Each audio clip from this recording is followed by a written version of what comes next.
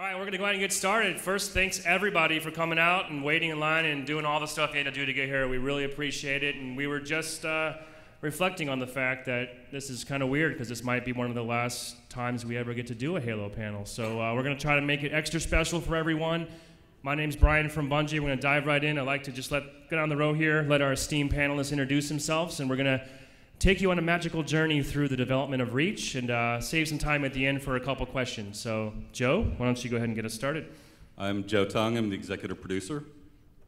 Marcus Leto, creative director. I'm Chris Kearney, the competitive multiplayer lead. Marty O'Donnell, audio director, composer. Are you done applauding? Yeah. I'm Lee Wilson, story and cinematics lead. I'm Niles, and I'm one of the campaign leads.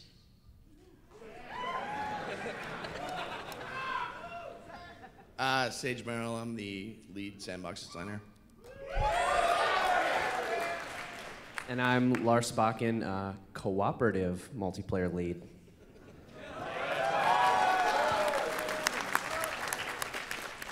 Joe, that would be you. All right. Can I have the mic, please? So we thought we'd just take you through a little bit of the early days of Reach, the project, and people are just going to jump in and talk. It's going to be pretty loose panel. We started working on Reach all the way back in October 2007. At that point in time, there were just 4 of us on the team. We had just wrapped up the Chief story arc in Halo 3, and we knew that we wanted to do a sort of standalone chapter in the Halo universe. So I'm going to show a little video that shows some of the really early content that we put together.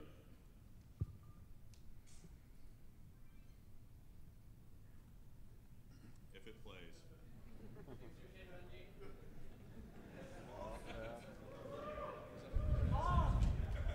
Wait for it.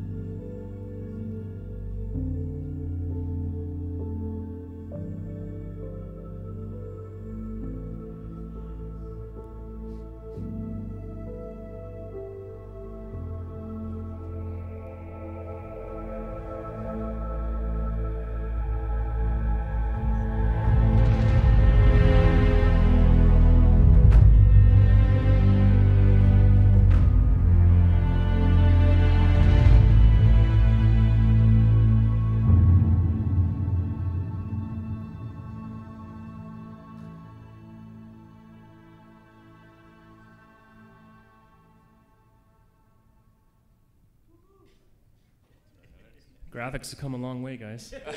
Yeah. But you can see that was like one of the very early pre-visualizations that Lee actually did that one right there. That actually became the opening of our game. When we set out, we did these kind of explorations, quite a few of them, and it was great to see how many of them actually stuck and made it into the finished game. We spent a ton of time focusing on the planet Reach. It's a great setting. It became one of the major characters of our game as well. It's a major military site. It's the birthplace to the Spartan program, which is cool. And it's also the setting of the Human Covenant War, one of the biggest battles that ever took place in the Halo fiction. And that kind of setting dovetailed perfectly with our goals of telling a darker story overall, following this group of Spartans on the final days of the planet Reach. We wanted to make sure that this planet felt like a real place, that it was a lived-in place with a real history, a population, and a backstory altogether. It's moody and it's mysterious. It's got lots of foreboding weather. And of course, it's got plenty of epic vistas that are, the classic part of what makes Halo such a great thing. Thanks for the sound effect. That's Marty's job. All right. We defined, 3 distinct geographies that we wanted to explore, that we believed would give players some really awesome places to play throughout the campaign. Boreal was one of them, Badlands and Temperate. In addition, we explored a ton of architectural styles, including this pioneer style, which is the more rustic colony kind of place to live, industrial, hyper-urban, and of course, the Oni style.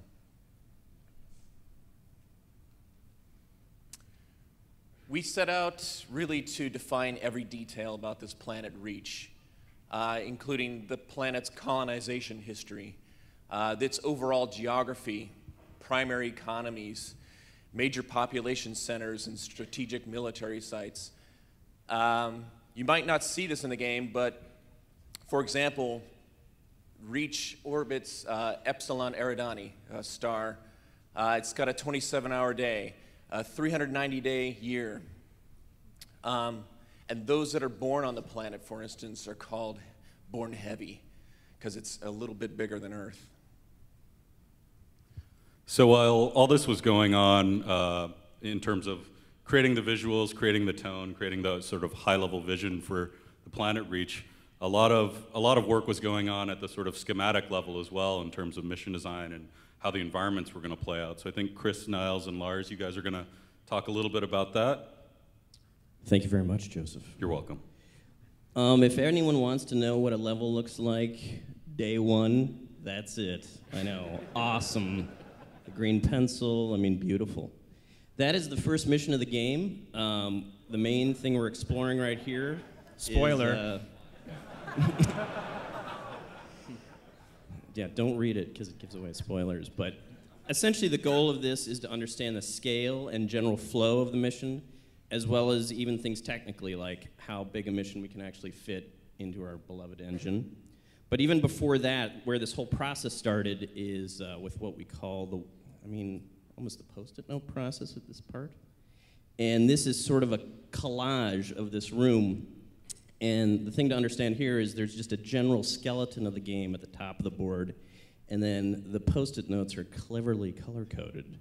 So pink was like gameplay moments, like seeing Elite for the first time. Yellow was more Sage's area, like sandbox, like, hey, here's the first time you used the pistol. And then blue was more Lee's area, like story moments, like Holland gives you a briefing, etc. And that's the whole game right there. And so we would paste stuff up there, walk through the game, then bring in different groups. They'd give us feedback. We'd change it around. And then in the middle of the night, Marcus would sneak in and rearrange everything. But then after what was great about this process is after we walked out of the room, and this took maybe a month or two, we actually felt pretty good about the game, even at this level. So then we go into that whiteboard process, which I just showed you with that level, and then the next thing we did was we started building the game in Studio Max. So we got pretty crazy in Reach and actually built the whole game in Max before we even placed it in the engine. And this is more just to understand scale and sort of major views and spots for encounters. And then we also, Lars will talk about this right now, but we figured out spots where we were going to inject competitive multiplayer spaces and firefight spaces. Right. So we, really early on started looking at the levels as they were coming together in Max, and we would look at different spaces, and we knew kind of Carney had a good idea of what multiplayer was coming into and what they were going to bring, because the multiplayer, Chris can talk about a little bit, I know we've talked about previously, they kind of start separately and then get interjected. But for Firefight, it was really kind of the opposite. It was more of a, we would look at these spaces, say, wow, this is going to be a really cool, fun, hard point to defend. There's a lot of really cool ways for the AI to move about. There's a lot of cover. This is really interesting geometry. It allowed us to look at all the campaign spaces and then handpick what was going to make the most sense. So it was a very fun process. So I was just going to comment that it also helps us start to define like base run speed and scale. We started messing with the FOV, right, at the same time period, just kind of figure out exactly how the player is going to move through the environment. The Pioneer Space was the first time I think you guys had ever done real human lived-in spaces, which obviously is a lot harder to do when the Master Chief jumps like 8 feet tall. And so the next few slides here are sort of the before and after. I mean, that's actually these are the same shots, the max version, and then the finished game. And they look, I mean, almost dead on, identical. I mean, I don't even really see a difference. The technical term we actually used for this was called the mass out phase. And so we actually structured our construction phase of each level. Chris is right. We built these all in Max, but this is actually from in-engine. We built these, got these in-engine. We're able to just take this big, broad stroke approach to constructing the missions in the roughest form possible, just so we could really play with the levels. We could try ideas out. We could get a really vague, rough sense initially, right off the bat, of overall scale of each mission. And we could change it pretty easily as a result as well. Yeah, and during the mass out phase, I write all the music, so not to have any problems. Oh, if that were only the truth. Can you go back to that last slide there? Yes. Yeah, like, for example, this is, you guys might be familiar with the Firefight map, Overlook, and this is kind of it in its first incarnation, probably before even you guys decided that it was going to make a good space. You can kind of see the dish in the background that I think we lifted from, which multiplayer map was that? Oh yeah, a Halo 3 DLC map, yeah, Standoff. Standoff, right, yeah. So yeah, this is like, again, 2.5 years ago, and what we do is we just use whatever we can grab from, we have a real small team, and we very quickly put something together that's representative of where we think the game should be going. And then the goofy yellow swords there and the green camera was like an initial spot for a cinematic and for an encounter. So we're even trying to think about the game at that level at that point. Thank you, Lee. Again, more before and after shots of these spaces. Again, it's just dead on. I mean, exactly. So just like with the planet itself, we did a lot of early work fleshing out Noble Team.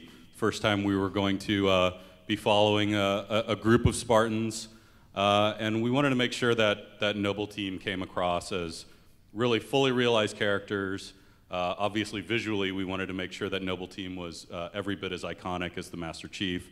So Marcus, I think, is going to talk a little bit about that. Sure. These are just a few of the early concept explorations that we did to describe a new set of Spartans for the Planet Reach and for Noble Team. We have more concept pre-production art in Reach than I think we've got in the entire Halo series up to this point put together. It's crazy.